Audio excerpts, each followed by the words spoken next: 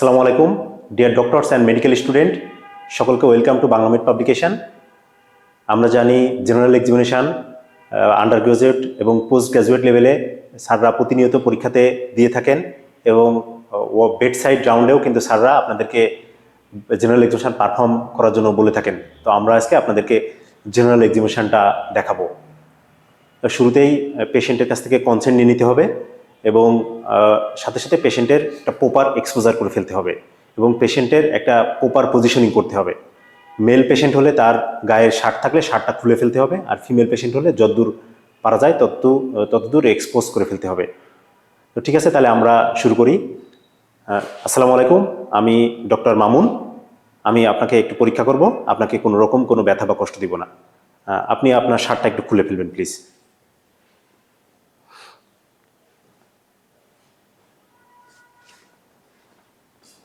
জি, একটু শুয়ে পড়ুন। জি, পেশেন্টের পজিশনিংটা হবে বেডের মাঝখানে এবং পেশেন্টকে একটা কমফোর্ট জোনে রাখতে হবে। তো চলুন শুরু করা যাক। শুরুতেই পেশেন্টের রেসপিরেটরি রেটটা একটু দেখে নিতে হবে।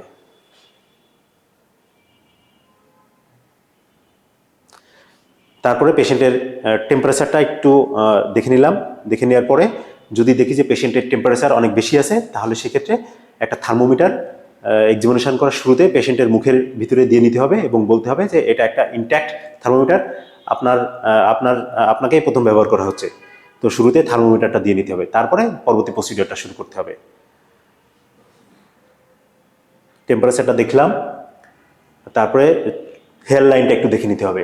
হেয়ার লাইনটা দেখার আগে পেশেন্টকে একটু বলে নিতে হবে যে আপনার চুলে একটু হাত দিব, আপনার কোনো সমস্যা হবে না।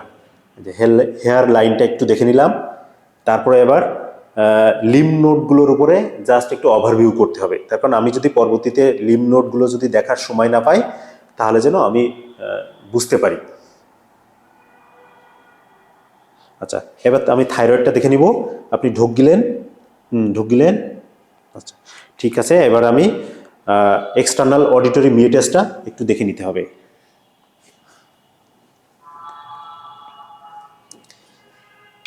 এবার অ্যানিমিয়াটা দেখে নিতে হবে চোখে। জি, একটু উপরের দিকে তাকান, আমার হাতের দিকে তাকান।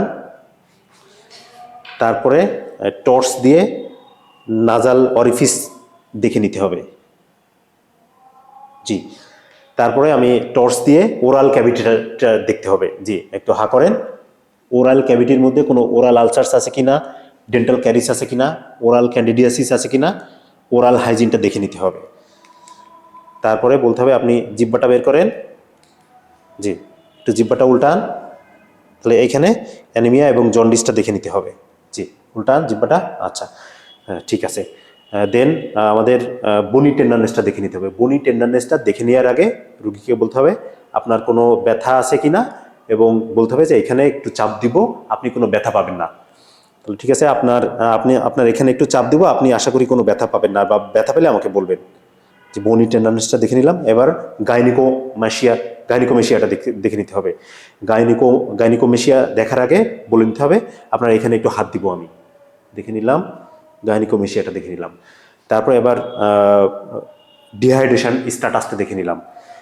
ফিমেল পেশেন্ট যদি থাকে তাহলে ডিহাইড্রেশনটা এইভাবে দেখে নেওয়াটাই সেফ। আচ্ছা, তারপরে এবার আমি হাতে চলে আসলাম। হাতে চলে এসে আমি হাতের এখানে নেল চেঞ্জ আছে কিনা কোনো, এইটা দেখে নিতে হবে। ক্লাবিং দেখে নিতে হবে, সায়ানোসিস, কোলোনাইকিয়া, লিউকোনাইকিয়া দেখে নিতে হবে। এবং তারপরে হাতটা উল্টায় হাতে এখানে কোনো ডিজিটাল ইনফ্রাক্ট আছে কিনা, পামার রিয়াথেমা আছে কিনা, পামার ক্রিজটা সুন্দর করে দেখে নিলাম এবং সেই সাথে কোনো পালপ অ্যাট্রপি আছে কিনা, এগুলো একটু দেখে নিলাম। তারপরে পালস রেটটা দেখে নিতে হবে। রেডিয়াল সিমেট্রিটা দেখে নিলাম এবং রেডিও ফিমোরাল ডিলে আছে কিনা এটা একটু দেখে নিতে হবে এবং একই সাথে এখান থেকে লিম্ফ নোডটা দেখে নিতে হবে। আচ্ছা, তারপরে এবার আমি এখানে এপিটক্লিয়ার লিম্ফ নোডটা একটু দেখে নিব সাথে, এবং একই সাথে নার্ভ থিকেনিংটা দেখে নিব। এই যে এপিটক্লিয়ার লিম্ফ নোডটা এইভাবে হাত দিতে হবে। হাত দেওয়ার পরে এই যে এইখানে এই থামটা এখানে রাখতে হবে এবং সেই সাথে নার্ভ থিকেনিংটা দেখে নিলাম। ঠিক একই রকমভাবে এই পাশে এই যে এখানে হাত দিলাম, দেওয়ার পরে থামটা এখানে দিলাম, দেওয়ার পরে আমি এপিটক্লিয়ার লিম্ফ নোডটা দেখলাম এবং নার্ভ থিকেনিংটা দেখলাম। তারপরে এবার আমি পায়ে চলে আসলাম, পায়ে চলে এসে আমাকে পিটিং ইডিমাটা দেখে নিতে হবে। পিটিং ইডিমাটা মিডিয়াল ম্যালিউলাসে জাস্ট উপরে চাপ দিতে হবে এবং পেশেন্টের ফেসের দিকে তাকাতে হবে। তারপরে পেশেন্টের পেরিফেরাল পালসটা একটু দেখে নিতে হবে। আর্টারিয়া ডরসালিস পেডিস পালস এবং পোস্টোরিয়া টিবিয়াল পালসটা আমি একটু দেখে নিলাম। এবং তারপরে পায়ে আমার নেল চেঞ্জ আছে কিনা, নেল ডিস্ট্রপি আছে কিনা, তারপরে ইন্টারডিজিটাল ক্যান্ডিডিয়াসিস আছে কিনা, ক্লাবিং সায়ানোসিস আছে কিনা, এগুলো একটু দেখে নিতে হবে। তারপরে এবার জেবিভিটা দেখে নিতে হবে। জেবিভিটা দেখার সময় পেশেন্টকে 45 ডিগ্রি করতে হবে এবং পেশেন্টের মাথাটা হাতের উপর রাখতে হবে এবং বলতে হবে আমি মাথাটা ওইদিকে সরান। তারপরে এই যে এইভাবে জেবিভিটা দেখে নিলাম। ঠিক আছে, এবার পেশেন্টকে বসাতে হবে।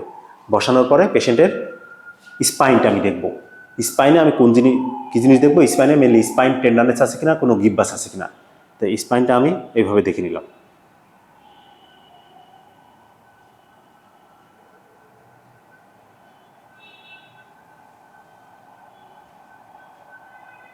এবং স্যাক্রাল ইডিমাটা একটু দেখে নিলাম। তারপর এবার আমি পেশেন্টের লিম্ফ নোডটা দেখব। আপনি একটু ওই পাশে ঘুরেন। জি, পিছন থেকে পেশেন্টের লিম্ফ নোডগুলো দেখে নিতে হবে।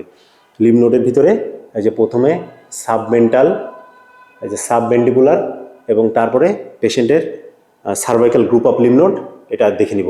এবং মনে রাখবো আমরা লিম্ফ নোড দেখার সময় দুই সাইডে একসাথে দেখব না, যে কোনো এক সাইডে একে একে দেখব। এবং আমি যেই সাইডে দেখব মাথাটা সেই সাইডে একটু কাট করে নিব।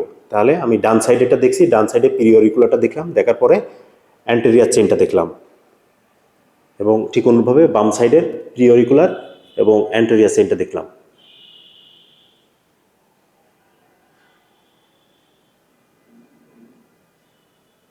এবং সুপ্রাক্লাভিকুলার লিম্ফ নোডটা দেখলাম।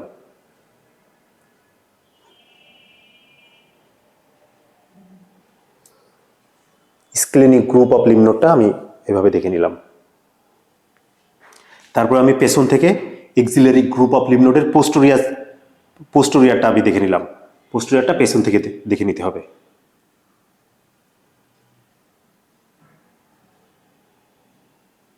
এবার পেশেন্টের সামনে থেকে এক্সিলারি গ্রুপ অফ লিম্ফ নোডটা দেখে নিতে হবে। সামনে ফিরেন। জি জি, সামনে থেকে ঠিক এইভাবে এই হাত দিয়ে সাপোর্ট দিতে হবে। এই হাত দিয়ে আমি এক্সিলারি গ্রুপ অফ লিম্ফ নোডটা দেখব। এই যে এইভাবে, এটা হলো apical, central, apical, central, anterior এবং lateral group of lymph node. তারপরে এখান থেকে এই পাশে ঠিক একই রকমভাবে এই যে এপিকাল, সেন্ট্রাল, অ্যান্টেরিয়ার গ্রুপ এবং lateral group of lymph node. এবং সেই সাথে আমার পোস্টেরিয়র চেইনটা সামনে থেকে দেখে নিতে হবে।